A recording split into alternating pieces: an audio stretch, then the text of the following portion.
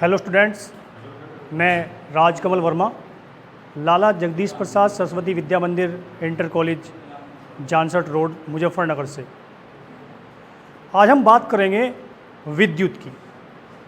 विद्युत प्रत्येक परिवार, प्रत्येक सदस्य और प्रत्येक मानव की आज की ज़रूरत है विद्युत की हम शुरुआत करते हैं तो सबसे पहले हम बात करते हैं विद्युत आवेश। आवेश क्या होता है? विद्युत आवेश, आप लोगों ने इलेक्ट्रॉन और प्रोटॉन का नाम सुना होगा। किसी भी पदार्थ का मूल कण इलेक्ट्रॉन, प्रोटॉन और न्यूट्रॉन होता है। तो हम उसी से संबंधित यहाँ बात कर रहे हैं आवेश। आवेश किसी पदार्थ का वह गुण जिसके कारण उसमें विद्युत व चुंबकीय प्रभाव उत्पन्न होता है, विद्युत आवेश कहलाता है। आप लोगों ने देखा होगा, यदि आप किसी कोम्ब से अपने बालों को बहाने की कोशिश करते हैं, उन्हें संवारते हैं, और यदि बालों में तेल नहीं लगा हुआ है, जो आपके ड्राई हेयर हैं, उसमें जैसे ही आप अपने कोम्ब को घुमाते हैं तो कोम्ब के पास जाने पर हमारे जो रोम होते हैं, जो हमारे छोटे छोटे बाल होते हैं, वो उसकी ओर अट्रैक्ट होते हैं। क्यों? क्योंकि वहाँ पर आवेशन उत्पन्न हुआ है।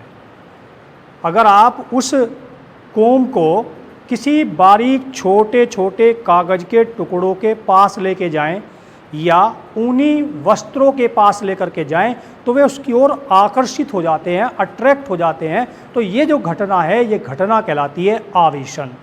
इसी के उदाहरण आप लोग देख सकते हैं।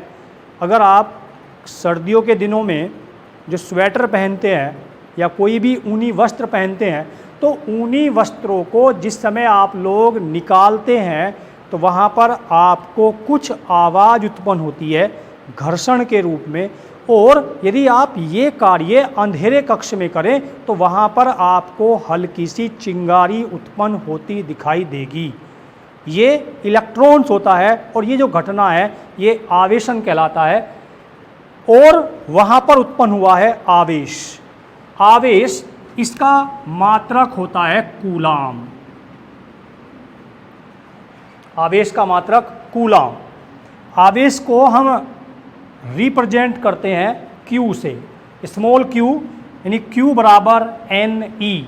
यहाँ पर जो ये N है, N हुआ नंबर ऑफ इलेक्ट्रॉन और E हुआ इलेक्ट्रॉन का आवेश। इलेक्ट्रॉन के आवेश के बारे में आप पहले पढ़ चुके हैं। इलेक्ट्रॉन का आवेश होता है 1.6 × 10⁻⁻19 कूलम्ब।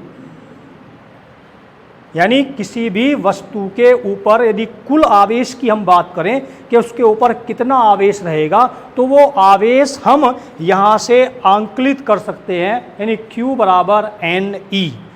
आवेश दो प्रकार का होता है, एक होता है धन आवेश, एक होता है ऋण आवेश।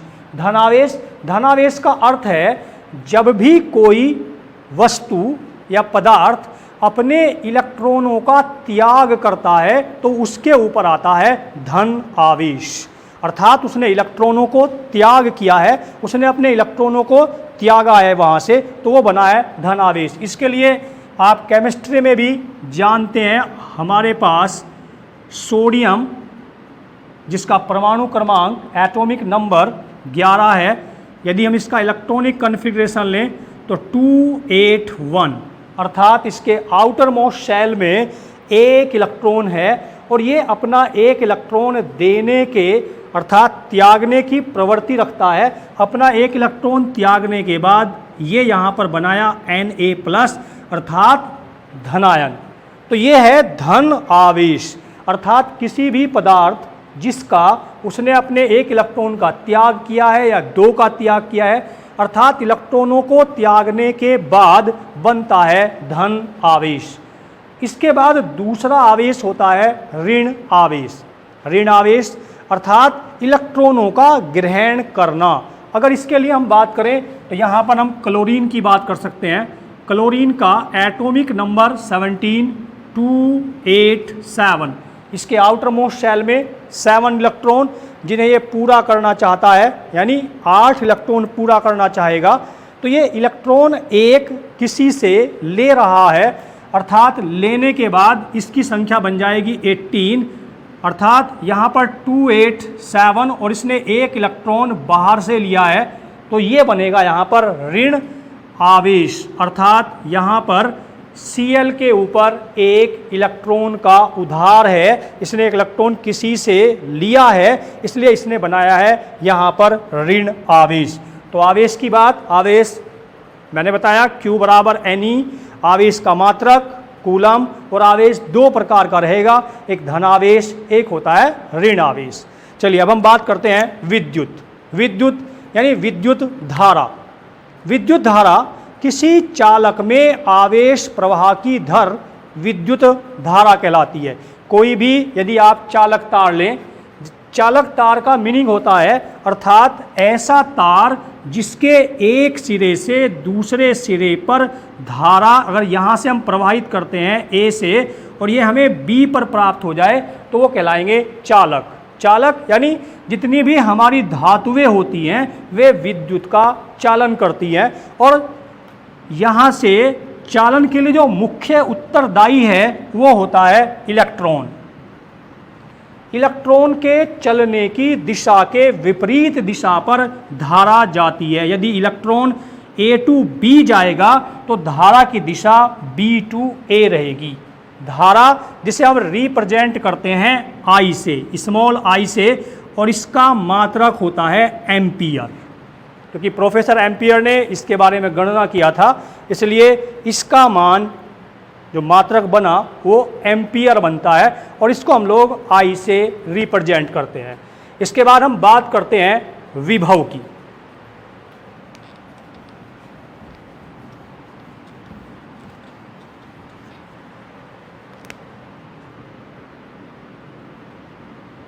विभव, विभव यानी एकांक आवेश को अनंत से किसी वैद्युत क्षेत्र में लाने पर किया गया कार्य विभव कहलाएगा। अगर सपोज कीजिए यहाँ पर ये कोई आवेश है, इसे हमने Q माना यहाँ से, और इसको हम ये अनंत मान लेते हैं और ये इसको पृथ्वी पर यदि हम इसको ला रहे हैं तो किसी भी एकांक आवेश को अनंत से लाने पर किया गया कार्य उसका विभव कहलाएगा। अगर सपोज कीजिए यहाँ पर हमने W कार्य किया, आवेश Q को अनंत से हम किसी वैद्युत क्षेत्र में लेकर के आते हैं तो वो कहलाता है उसका विभव, यानी V बराबर W अपॉन Q, अर्थात इस आवेश के कारण किया गया कार्य वो विभव कहलाएगा। अभी हम लोगों ने यहाँ से Q का जो सूत्र बनाया था Q बराबर Ne, अगर इसके स्थान पर हम उसका प्रयोग करें तो ये सूत्र चेंज हो जाएगा, यानी Q बराबर हमने यूज किया था Ne, तो V बराबर W अपॉन Ne, ये भी हो सकता है। विभव का जो मात्रक है वो होता है वोल्ट। अब विभव से ही बात आती है निकलकर, इसका सब पार्ट है विभवांतर। विभवांतर अर्थात अगर हमारे पास में कोई एक अनंत लंबाई का चालक तार है, अर्थात जिससे धारा का प्रवाह हो सकता है, उसके किसी A पॉइंट से B पॉइंट तक कोई आवेश A से B तक जाता है तो इसके विभव में होने वाला अंतर कहलाएगा विभवांतर। अर्थात किसी भी चालक तार के एक सिरे से दूसरे सिरे तक विभव के जाने में होने वाला अंतर विभवांतर कहलाता है। तो विभवांतर, विभव के लिए हम यूज करते हैं V और विभवांतर के लिए भी V यूज कर सकते हैं। नॉर्मल तौर पर इसे हम लोग डेल्टा V से रिप्रेजेंट करेंगे, अर्थात हम माने यहाँ पर किसी A पॉइंट पर विभव A है और B पर जाने पर यह विभव B हो जाता है, तो इसको हम लोग डेल्टा V बराबर VA डिफरेंस VB। डिफरेंस इसलिए हो सकता है यहाँ पर ये कम हुआ है, हो सकता है यहाँ पर ये ज़्यादा हुआ है, अर्थात जो भी ज़्यादा रहेगा उससे कम वाला घट जाएगा और इसकी जो मान रहेगा हमें धनात्मक प्राप्त होगा। तो ये इसलिए इसको हम विभवांतर कहते हैं, यानी दो विभवों के बीच होने वाला अंतर, और वो होगा चालक तार के दो बिंदुओं पर। तो ये बात हुई यहाँ से विभव और विभव के साथ विभवांतर। विभवांतर का मात्रक भी वोल्ट होता है, क्योंकि ये विभव से मिलके बना है, तो इसलिए इस पे भी हम लोग मात्रक की जो बात करेंगे वो बनेगी यहाँ पर विभवांतर। अब हम बात करते हैं विद्युत ऊर्जा की। विद्युत ऊर्जा, ऊर्जा की डेफिनेशन आप लोग जानते हैं, याद होगी, नहीं है, चलो कोई बात नहीं, यदि नहीं है तो मैं बताता हूँ। ऊर्जा किसी वस्तु में या किसी कर्ता में कार्य करने की जो क्षमता है वो उसका विभव, वो उसका ऊर्जा कहलाता है। अब हम यहाँ बात कर रहे हैं विद्युत ऊर्जा की, यानी किसी विद्युत के कारण या हम लोग कहें कि इलेक्ट्रिसिटी के कारण जो कार्य किया जा रहा है उसे हम लोग विद्युत ऊर्जा कहते हैं। तो कार्य करने का अर्थ क्या होता है? कार्य, किसी कर्ता के कार्य करने की जो दर है वो यहाँ पर ऊर्जा बनेगी, लेकिन कार्य करने वाला कौन है? कार्य को यहाँ करने वाला विद्युत है, इसीलिए इसका नाम विद्युत से अब यहाँ पे हम लोग विद्युत ऊर्जा कहते हैं। तो विद्युत ऊर्जा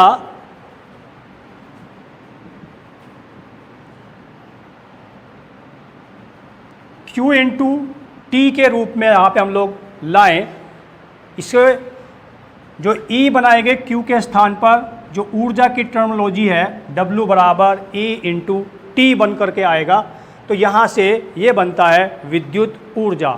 इसके बाद हम बात करते हैं विद्युत परिपथ की। विद्युत परिपथ, जितने भी हम आरेखों को देखते हैं, यानी विद्युत के परिपथ को देखते हैं, अर्थात जहाँ से भी विद्युत जा रही है तो उसे हम विद्युत परिपथ कहते हैं।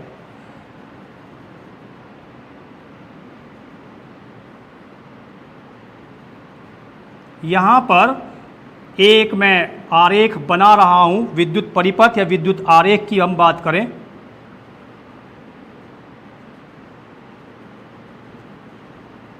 ये यहाँ हमने सेल को जोड़ा है, सेल से यानी इसका विभव, और इस विभव के साथ विभव को हम ई से भी चेंज कर सकते हैं। वो तब करेंगे जब इस बैटरी के अंदर पे आंतरिक प्रतिरोध कार्य कर रहा हो।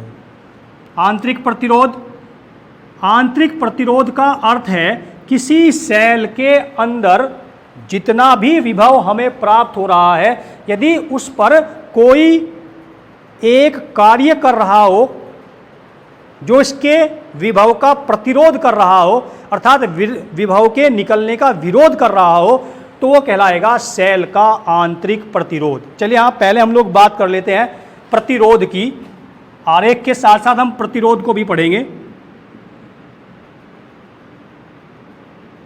प्रतिरोध किसी चालक तार का वह गुण जो उसमें बहने वाली धारा का विरोध करता है, वो प्रतिरोध कहलाता है। आप लोगों ने देखा होगा जो एक छोटी बैटरी है जिसे हम लोग 12 वोल्ट बैटरी बोलें, ये प्लस ये माइनस, इससे यदि किसी हमें बैटरी वाले फैन को अटैच किया तो आप देखते हैं जब भी हम बैटरी से किसी फैन को या किसी वस्तु को जोड़ेंगे तो हमें ये बिल्कुल ध्यान रखना पड़ता है कि उसको प्लस वाले साइन के अर्थात जो उसका पॉजिटिव वायर है वो पॉजिटिव से जोड़ेंगे और जो उसका नेगेटिव वायर है वो नेगेटिव से जोड़ेंगे। क्यों? क्योंकि ये जो धारा है ये हमारे पास डीसी है, अर्थात डायरेक्ट करंट दिष्ट धारा। इसके लिए क्योंकि ये एक ही दिशा पर फ्लो करती है, एक ही दिशा में ये चलती है, इसलिए इसको जोड़ने के लिए हमें इस बात का ध्यान रखना होता है कि पॉजिटिव को पॉजिटिव से और नेगेटिव को नेगेटिव से जोड़ा जाता है।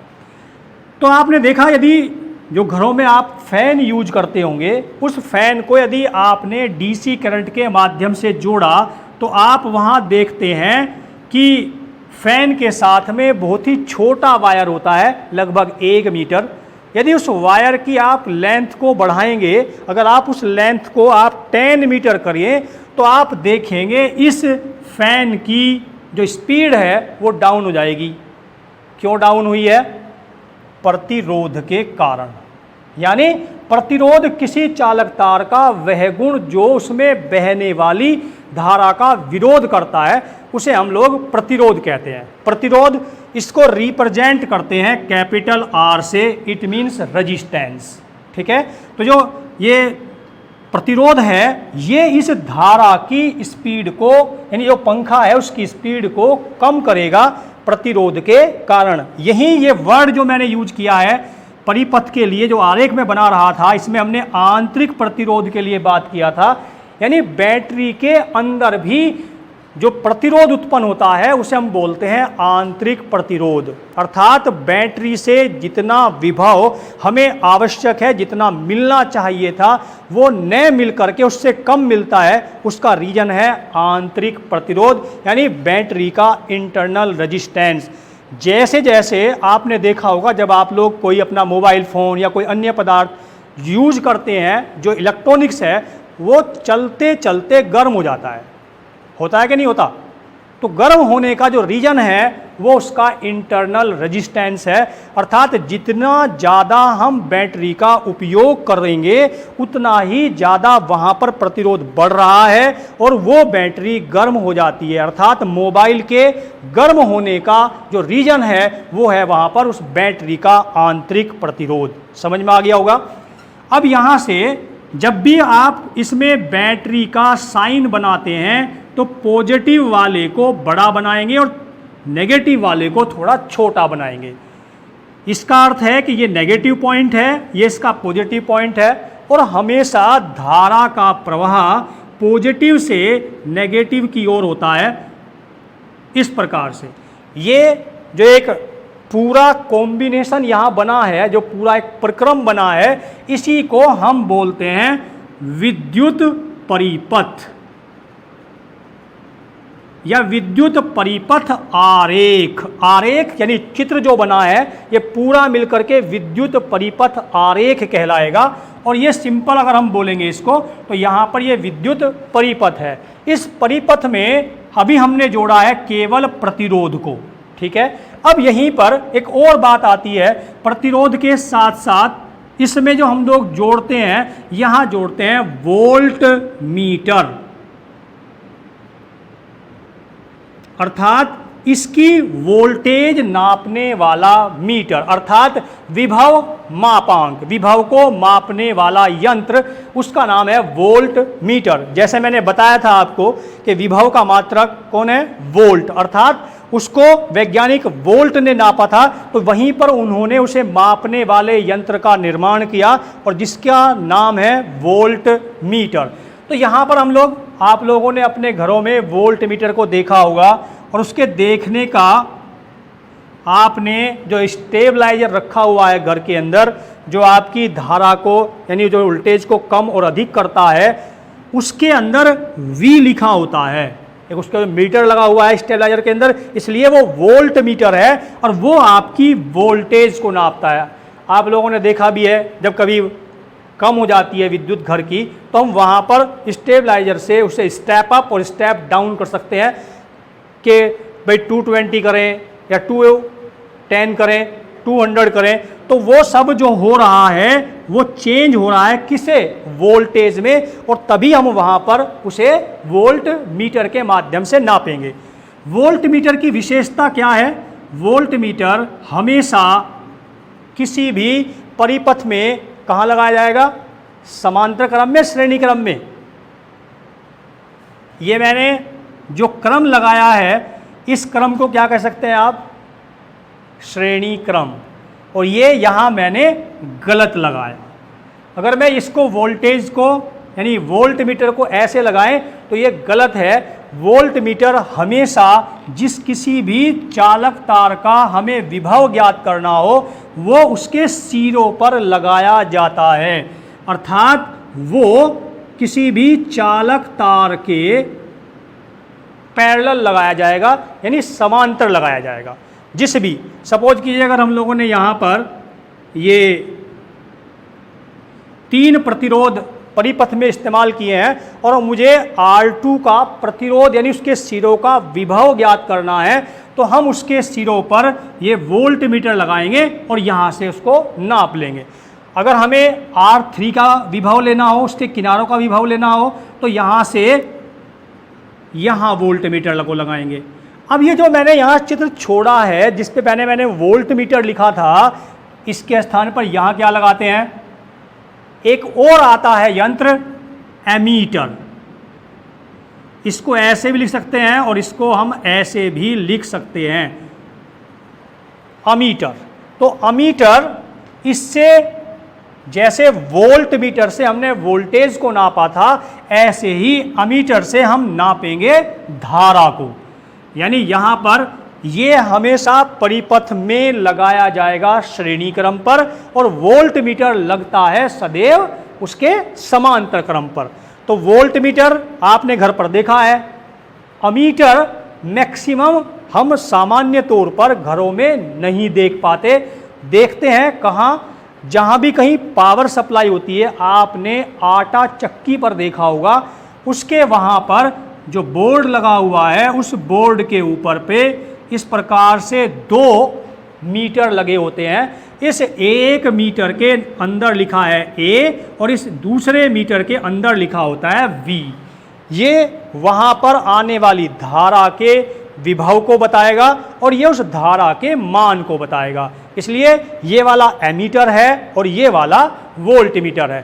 तो दोनों का आपने ध्यान देना है, ये बहुत ही जरूरी है कि अमीटर हमेशा परिपथ के श्रेणी क्रम पर लगाया जाएगा, क्योंकि जो धारा है, यहाँ से धारा जो जा रही है, ये पूरा एक क्रम है धारा के जाने का, इसलिए ये लगाया जाएगा यहाँ पर परिपथ के श्रेणी क्रम पर।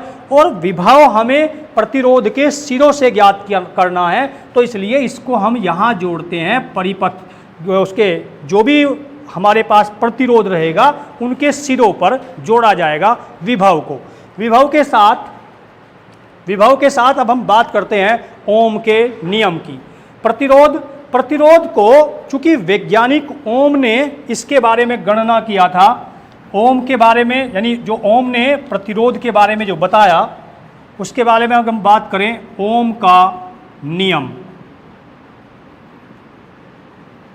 ओम का नियम किसी चालक तार के सिरों पर उत्पन्न प्रतिरोध यदि उसकी भौतिक अवस्थाएं अपरिवर्तित रहें, जैसे ताप, दाब, सांद्रण, तो उसके सिरों पर उत्पन्न प्रतिरोध, जो उसका तार का प्रतिरोध होता है, उसके सिरों पर उत्पन्न विभवांतर के अनुक्रमानुपाती होता है, यानी V प्रोपोर्शनल R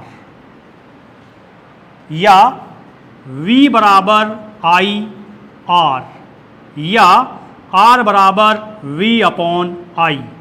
अब यहाँ से इस प्रतिरोध की परिभाषा फिर चेंज हो जा रही है, वो क्या बनेगी, यहाँ से हम बोल सकते हैं किसी चालक तार का प्रतिरोध उसमें या उसके सिरों पर उत्पन्न विभवांतर तथा उसमें बहने वाली धारा के अनुपात में होता है।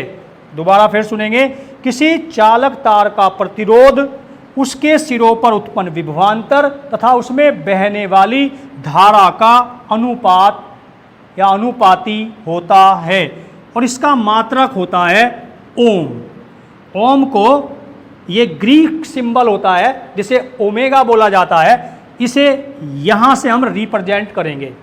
अब हम बात करते हैं प्रतिरोधों के जोड़ने की, यानी प्रतिरोधों का संयोजन। जो प्रतिरोध है, आपने अपने घरों के अंदर तारों को या तो जोड़ा होगा या जोड़ते हुए उनको आपने देखा होगा। जब भी कभी हम कोई इलेक्ट्रिक यंत्र का उपयोग करेंगे तो वहाँ पर हम तारों को जोड़ते हैं। तो जो प्रतिरोधों का संयोजन है वो 2 प्रकार का होता है। एक होता है श्रेणी क्रम, श्रेणी क्रम में रहेगा, और दूसरा होता है समांतर क्रम।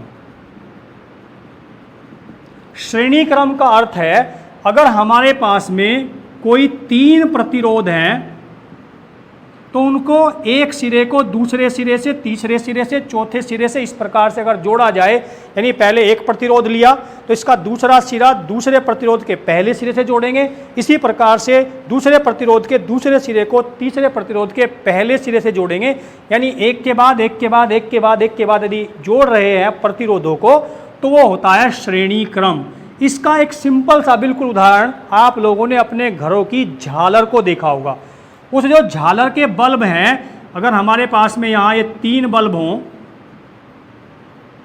तो इन 3 बल्ब को जोड़ने का तरीका एक यहाँ पर, ये यहाँ पर, और इलेक्ट्रिक जो प्रवाहित करेंगे वो इस प्रकार से करेंगे, यानी तीसरे वाले के लास्ट टर्मिनल से और फर्स्ट वाले के फर्स्ट टर्मिनल से इनको यदि हम लोग इलेक्ट्रिक से जोड़ेंगे तो ये झालर जल जाएगी, और ये वाला क्रम कहलाता है श्रेणी क्रम। दूसरा होता है हमारे पास समांतर क्रम। समांतर क्रम का अर्थ है कि अगर हमारे पास में 3 प्रतिरोध हमें दिए गए हैं तो इन तीनों प्रतिरोधों के एक एक सिरा बिल्कुल एक पॉइंट से जोड़ेंगे और उनके शेष दोनों जो दूसरे सिरे हैं वो किसी एक पॉइंट से जोड़ेंगे।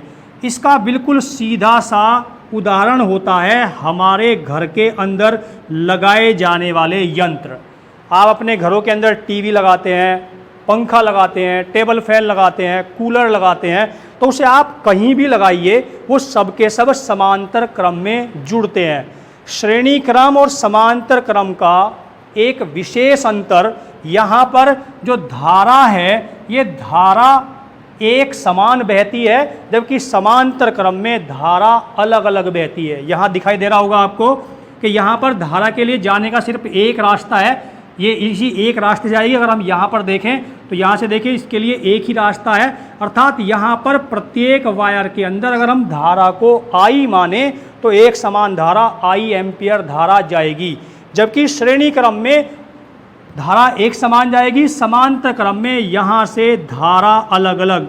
अगर यहाँ कोई हमारे पास में ये इलेक्ट्रिक सोर्स रखा है और यहाँ से I धारा चलती है तो यहाँ से धारा ये अलग अलग हो जाएगी, I1, I2, I3, अर्थात यहाँ पर धारा एक समान लेकिन वोल्टेज अलग अलग। अब यहाँ पर सबके लिए जो इनका विभव है वो अलग अलग रहेगा। तो यहाँ पर अगर विभव की बात करें तो V बराबर V1 plus V2 plus V3 रहेगा, और यहाँ पर अगर हम लोग धारा की बात करें तो धारा रहेगी यहाँ पर I1, I2 और I3 रहेगा। तो इन दोनों से हम प्रतिरोधों के संयोजन के लिए सूत्र बनाते हैं। श्रेणी क्रम में जो कुल प्रतिरोध है वो टोटल के प्रतिरोधों का योग होगा, अर्थात R बराबर R1 plus R2 plus R3। और यदि हम इसको समांतर क्रम में लें तो समांतर क्रम में ये 1/R बराबर 1/R1 plus 1/R2 plus 1/R3 होगा। समांतर क्रम में और श्रेणी क्रम में प्रतिरोधों के संयोजन की यही बात होती है, और समांतर क्रम में प्रतिरोधों को जोड़ने पर वहाँ हमारी जो वोल्टेज है वो कम खर्च होगी, इसका यही कारण होता है। धन्यवाद।